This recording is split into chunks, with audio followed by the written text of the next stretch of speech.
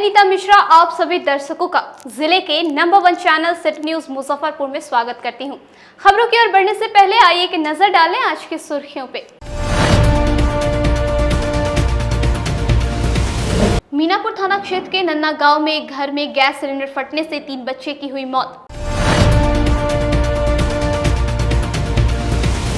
एक सप्ताह से निगम सफाई कर्मियों के हड़ताल के कारण शहर में लगा कूड़ों का अंबार। और भाजपा के नेता चंद्रकिशोर पराशर ने राष्ट्रीय ध्वज का अपमान कर आरोप लगाते हुए भाजपा के राष्ट्रीय अध्यक्ष जेपी नड्डा पर न्यायालय में किया परिवाद दायर।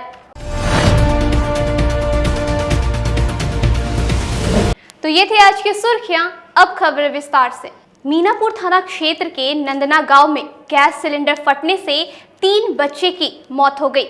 वहीं इलाज के दौरान मां ने भी दम तोड़ दिया। घटना के बाद पूरे गांव में सन्नाटा पसरा हुआ है। जिले के मीनापुर प्रखंड के नंदना गांव में सोमवार की रात गैस सिलेंडर फटने से 3 बच्चों की मौत हो गई। बच्चे की मां बुरी तरह से झुलस गई। गंभीर अवस्था में उसका इलाज एसकेएमसीएच में चल रहा है। मृतक में 6 वर्षीय दीपासी कुमारी, 2.5 वर्षीय अजीत कुमार और 1.5 वर्षीय विवेक कुमार शामिल हैं, जबकि मां शोभा देवी का एसकेएमसीएच में इलाज चल रहा है। पीड़िता के पति अशोक शाह दिल्ली में मजदूरी करके परिवार का भरण पोषण करते हैं। घटना की सूचना अशोक शाह को दे दी गई है और वे दिल्ली से बिहार के लिए निकल पड़े हैं। जानकारी के अनुसार खाना बनाते समय अचानक गैस सिलेंडर फटने से यह हादसा हो गया। उसके बाद आनन फानन में स्थानीय लोगों ने सभी घायलों को मीनापुर अस्पताल में भर्ती कराया, जहां प्राथमिक उपचार के बाद सभी को एसकेएमसीएच रेफर कर दिया। एसकेएमसीएच पहुंचने के दौरान ही एक बच्चे की मौत हो गई, जबकि 2 बच्चों का इलाज के दौरान एसकेएमसीएच में मौत हो गया।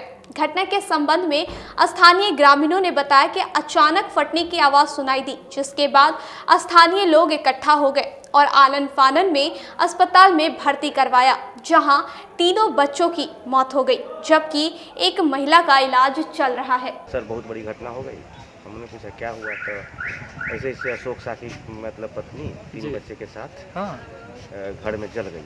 हम कैसे जल गई, तो बोल सिलेंडर पर खाना या कुछ बना रही थी जी, से उसमें जली है। जब लोग वहाँ कोई था नहीं, अच्छा। जिसके अभाव में थोड़ा मतलब लेट लगा लोगों को जाने में जी जी। और जब तक लोग पहुँचा तब तक काफ़ी बुरी तरीके से जल गए। उसके बाद एम्बुलेंस को फ़ोन किया गया, पहले बच्चा सबको भेजा गया, फिर बाद में उसकी माँ को। तो ये खाना बना रही थी महिला? जी जी। और बच्चे भी वहीं पर पास में खेल रहे थे सभी आदमी। तो आग लगने का कारण क्या हुआ, कैसे आग लगी? सर अभी तो हम लोग जैसे जानकारी हुआ वैसे वहाँ से लेके सबको मेडिकल आ गया। अच्छा। अभी रियलिटी क्या है अभी इसका मतलब सही जानकारी नहीं मिल पाया। तो पेशेंट की स्थिति क्या है? सर 3 बच्चा तो मर चुका है। अच्छा। और एक उसकी माँ है जो अभी सीरियस है।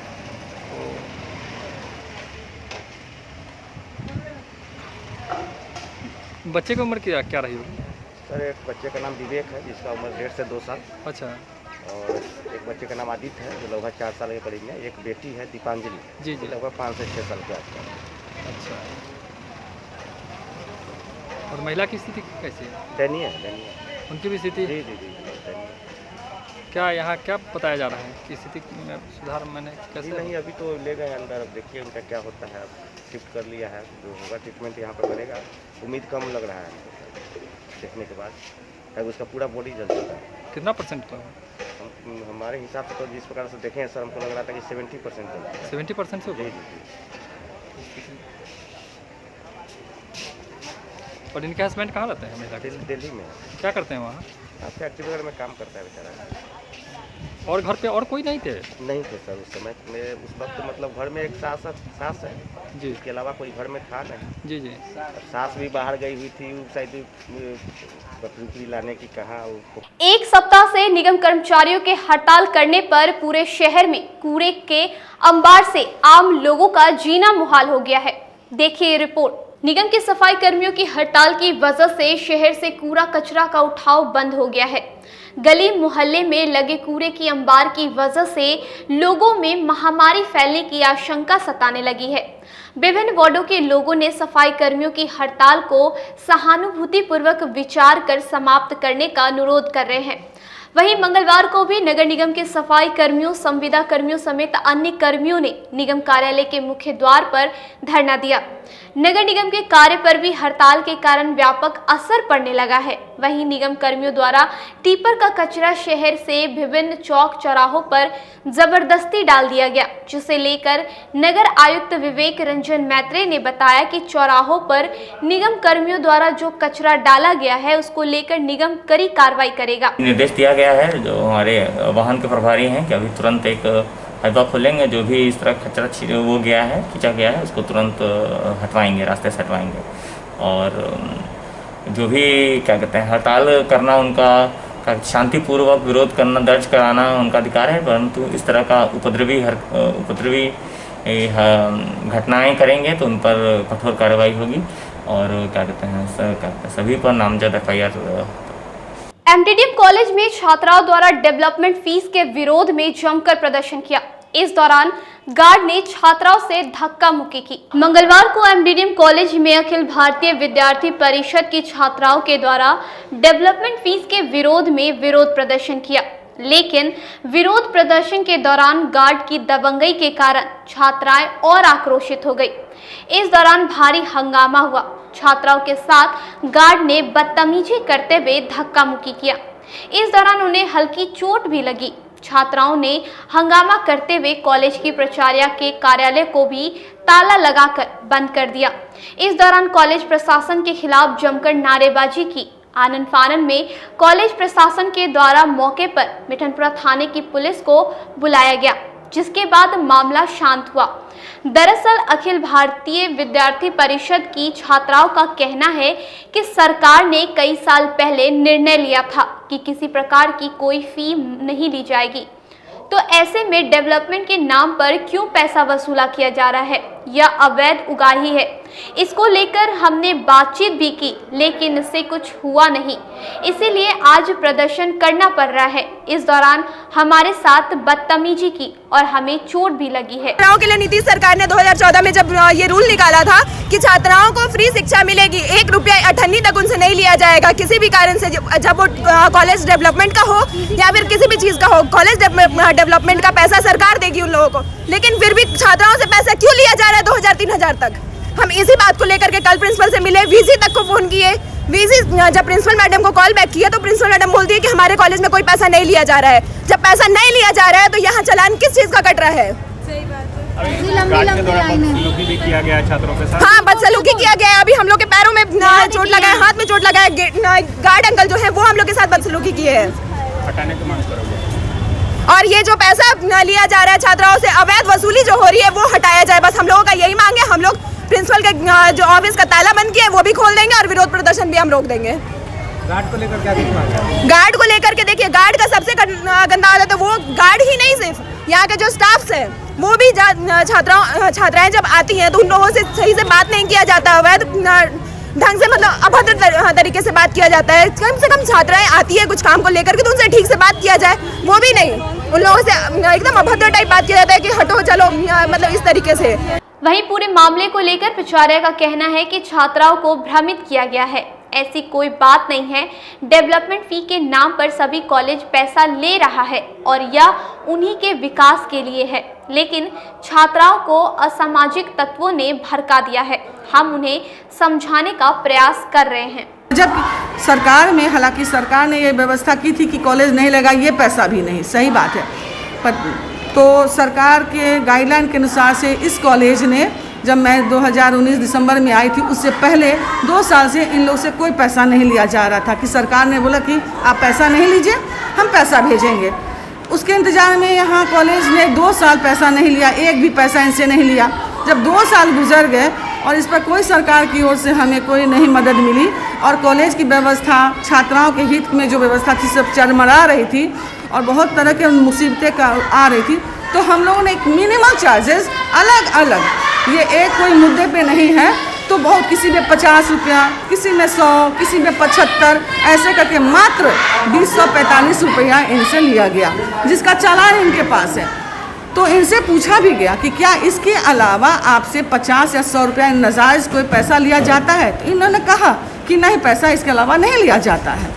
तो मैंने कहा कि अगर नाजायज़ लिया जाता है तो आप मुझे बताइए, चालान है मतलब कि जायज़ है। हमारे पास अगर आप मांगते हैं कि इसका विवरणी दीजिए तो हम देंगे, लेकिन आप लिखित रूप में आइए और हमसे मांगिए। शिकायतें हैं तो आप पहले एक ग्राउंड लेवल पे आइए, कॉलेज में आइए, प्रिंसिपल को बताइए।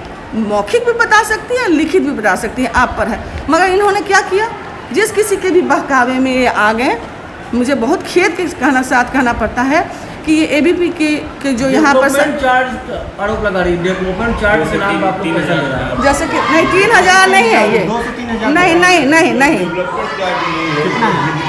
इसमें बिजली है, नगर निगम है। सुनिए ना, मेरे पास अगर आप मांगेंगे पूरा डिटेल तब मैं दूंगी, सामने तो नहीं है। 10-12 ऐसे छोटे छोटे हैं दिए गए बेसिक चीज़, उनके लिए तो। और 3,000 नहीं है, मैं बार बार कह रही हूँ, 2 को इन्होंने 3 बना दिया, मात्र 2 नहीं। वही तो बात है, वही तो बात है कि वो जो गलत बोल रही हैं, दिखा रही हैं चालान 2045 का और लिख रही हैं 3,000। अब इसको क्या बोला जाएगा? प्रमाण है आपको 2045 और आप बोल रहे हैं 3,000। मेरे कॉलेज में एक रत्ती, मैंने उनसे बार बार पूछा कि क्या इस चालान पे दिए गए पैसा के अतिरिक्त आपसे लिया जा रहा है तो उस पर कार्रवाई होगी? नहीं, जवाब था नहीं। और हम लोगों ने जो बात की, 3-4 वरीय हमारी शिक्षिका संजोग से समय मीटिंग चल रही थी, फिर मैंने उनको अकाउंटेंट साहब से बुलवा करके सारी बातें कर दी। वो कन्विंस भी हो गई, संतुष्ट हो गई। इसके बावजूद मैंने उनको कहा कि अगर आपको कोई डाउट है लिखित में लाइए, आपको सारा चीज़ का निवारण किया जाएगा।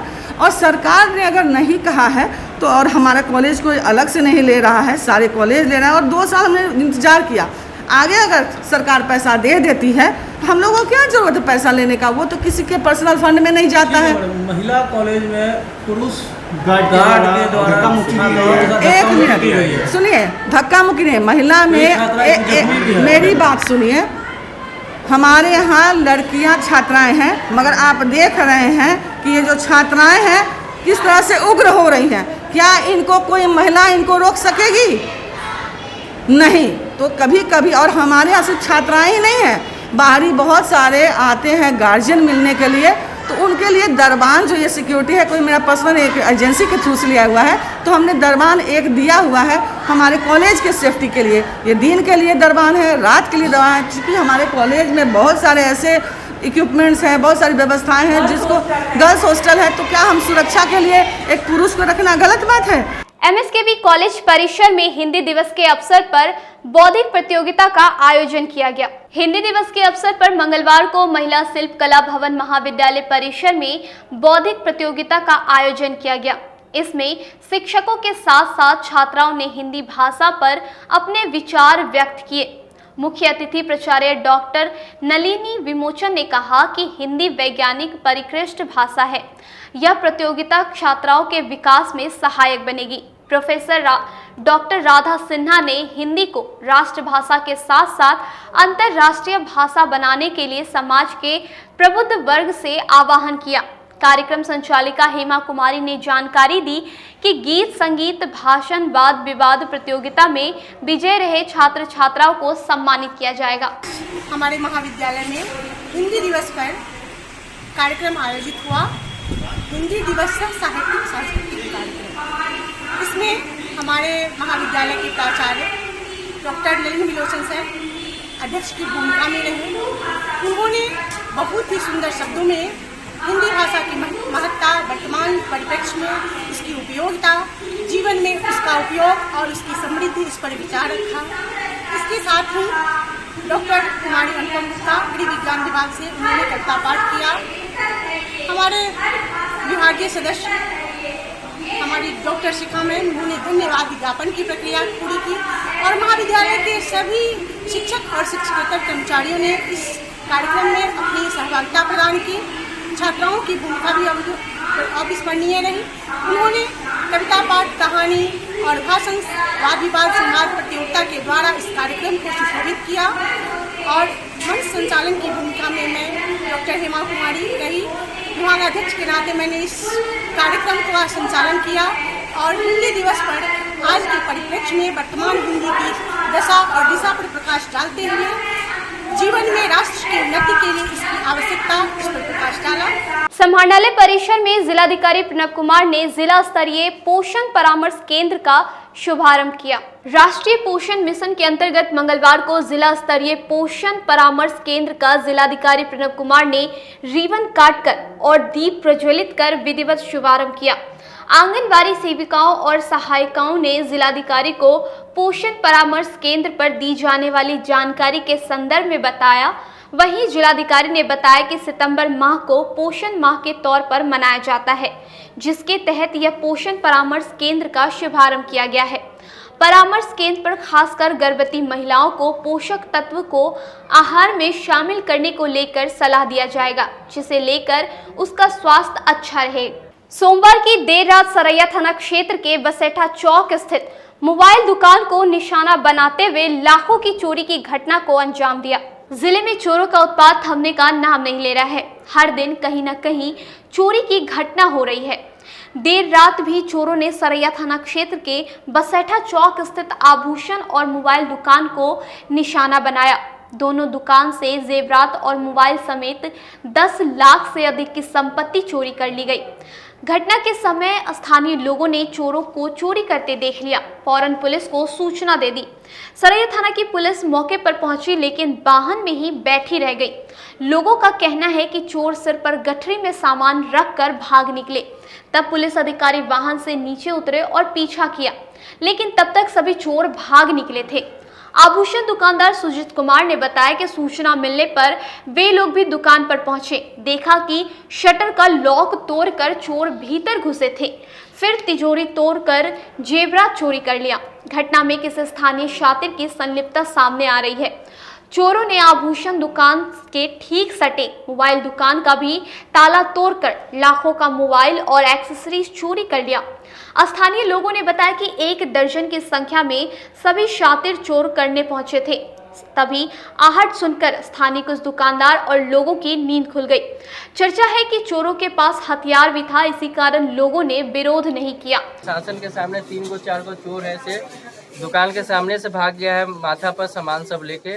तब कोई प्रशासन देखती रह गई है। जब भाग गया है उसके बाद है सो पुलिस पीछे पीछे भागा। क्या नाम है दुकान? आपका दुकान का क्या नाम है? मेरे दुकान का नाम है छट्टू सर राम विनेश्वर ज्वेलर्स। आपका क्या नाम हुआ? मेरा नाम सुजीत कुमार। ये चोरी जो हुआ है कितने बजे नाइट में? लगभग 2 बजे की घटना है ये। हम लोग 2 बजे दुकान पे आए हैं। ये चौक का क्या नाम है? बसेठा बाजार।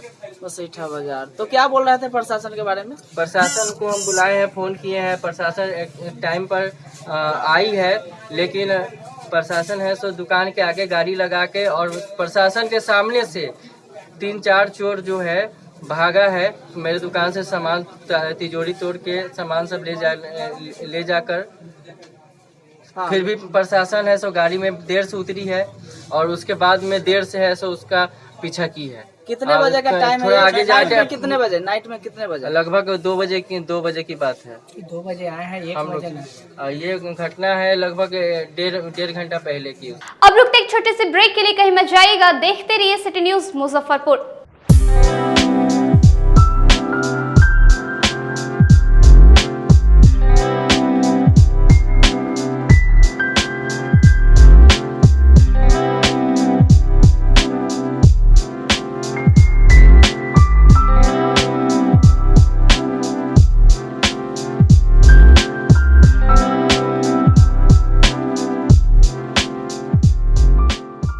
फैशन की दुनिया में कदम से कदम मिलाकर चलना चाहते हैं, वो भी कम बजट में, तो एक बार जरूर जाएं मोतीझील पूजा बाजार स्थित विकास कलेक्शन शोरूम में। यहाँ रिमन, पार्क, यूएस पोलो, मुफ्ती शर्ट, ब्लैकबेरी के एक्सक्लूसिव रेंज उपलब्ध हैं।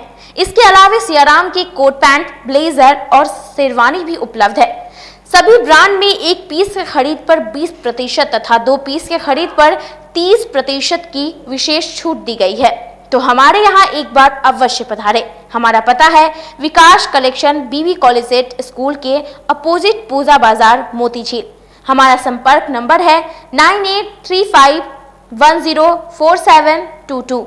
हाँ, पहले आप लोग का नमस्कार। मेरे यहाँ विकास गारमेंट जो पूजा मार्केट मोती झील में है, लगन के शुभ अवसर के लिए कोट पैंट ब्लेजर, विंटर के जैकेट स्वेटर, मतलब सब चीज़, शेरवानी, अंडर गारमेंट, सारे सब ब्रांड में, टी शर्ट भी सब वो है, और राउंड में टी शर्ट है, गोल गला में टी शर्ट है, सभी तरह का ब्रांड है। और सबसे अच्छा ये है कि हम ऑफर देते रहते हैं। अभी मोस्टली अब आ गया है आपके अपने शहर में उत्तर बिहार का पहला नीलकमल एक्सक्लूसिव शोरूम। नीलकमल इंडिया की फेवरेट फर्नीचर ब्रांड है। इस कंपनी के सभी रेंज एक ही छत के नीचे आपको मिलेगी। होम फर्नीचर, ऑफिस फर्नीचर की सभी रेंज यहाँ पे उपलब्ध है। कंपनी का एक्सक्लूसिव शोरूम होने के कारण 40% तक की विशेष छूट यहाँ मिल रही है। इसके अलावा 0% इंटरेस्ट के साथ बैंक से फाइनेंसिंग की भी सुविधा उपलब्ध है।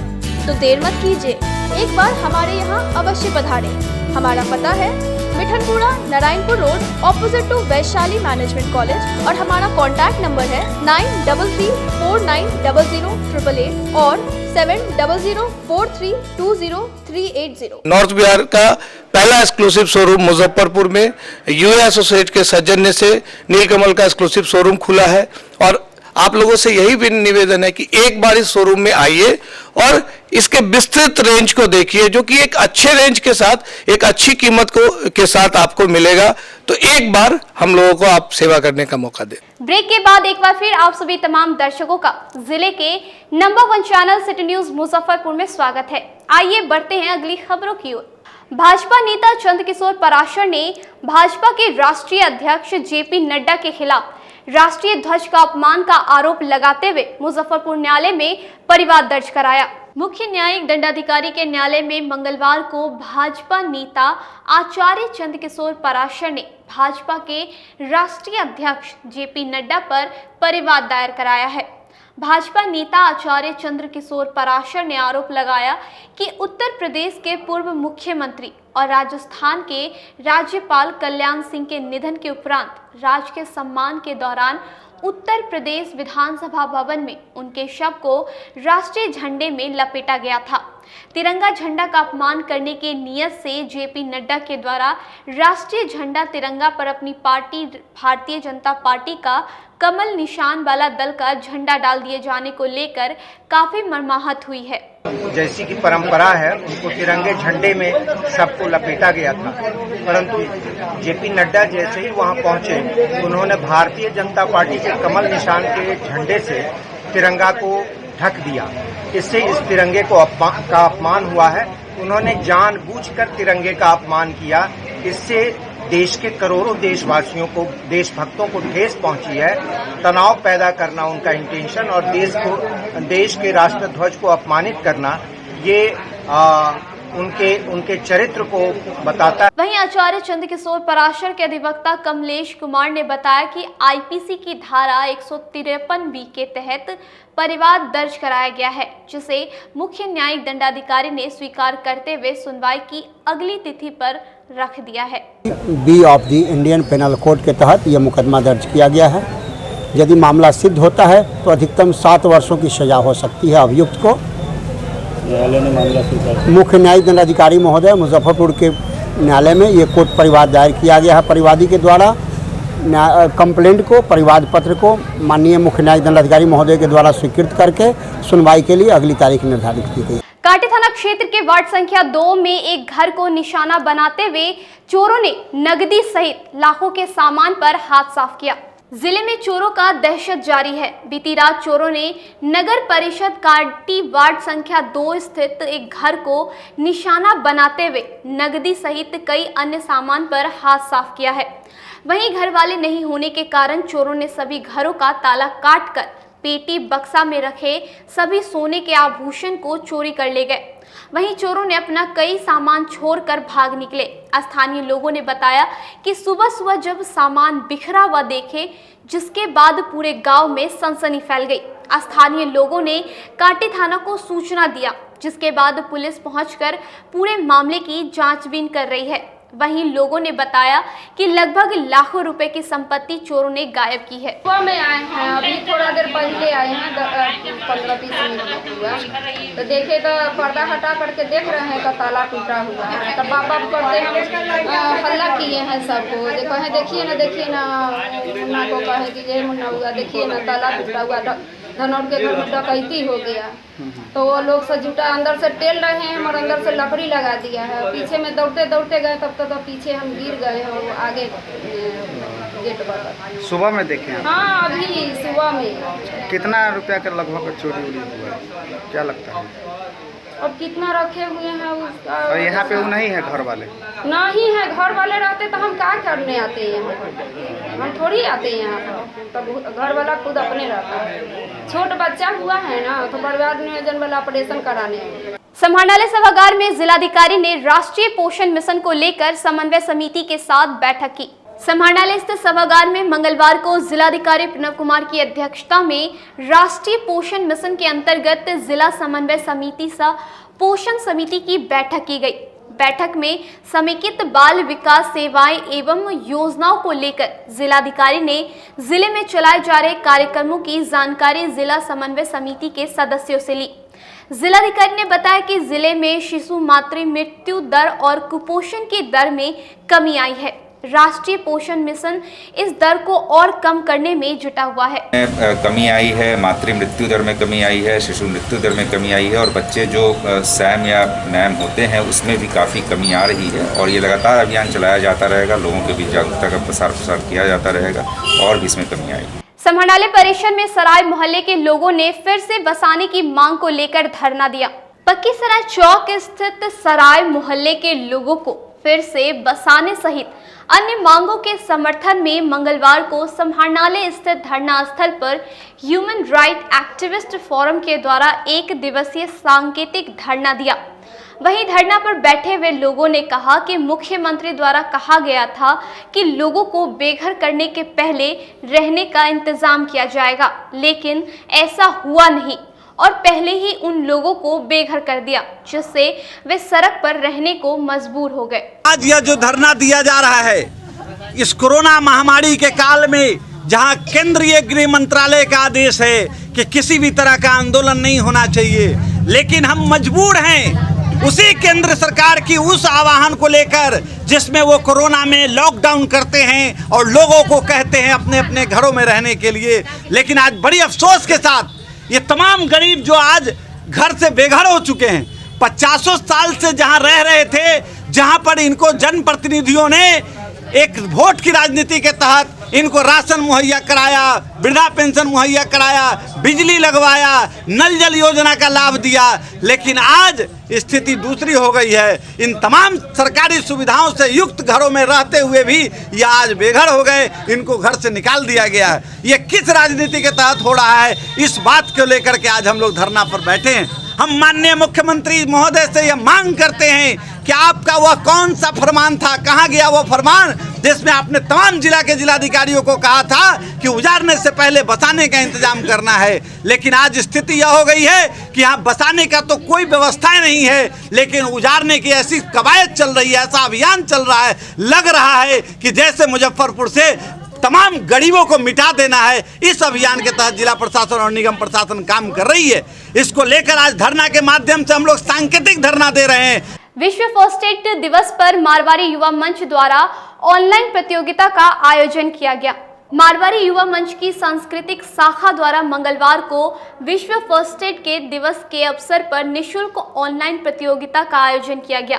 प्रतियोगिता में 9 से 12 साल की उम्र के बच्चों ने भाग लिया। कंपटीशन में बच्चों ने प्राथमिक उपचार को कविता, नाटक, लेख, बैनर, रंगोली तथा वीडियो इत्यादि द्वारा दर्शाया। मुजफ्फरपुर संस्कृति शाखा द्वारा दिनांक 14 सितंबर को विश्व फर्स्ट एड डे के दिवस के उपलक्ष्य में प्रतियोगिता का आयोजन कराया गया। यह प्रतियोगिता 9 साल से 12 साल तक के बच्चों के बीच कराई गई। इस प्रतियोगिता में देश के विभिन्न भागों से लगभग 20 से 30 बच्चों ने भाग लिया और इस प्रतियोगिता में बच्चों ने प्राथमिक उपचार को बताते हुए 1 मिनट का वीडियो भी भेजा है। आज के लिए बस इतना ही। अब मुझे और मेरी पूरी न्यूज टीम को दीजिए इजाजत। नमस्कार।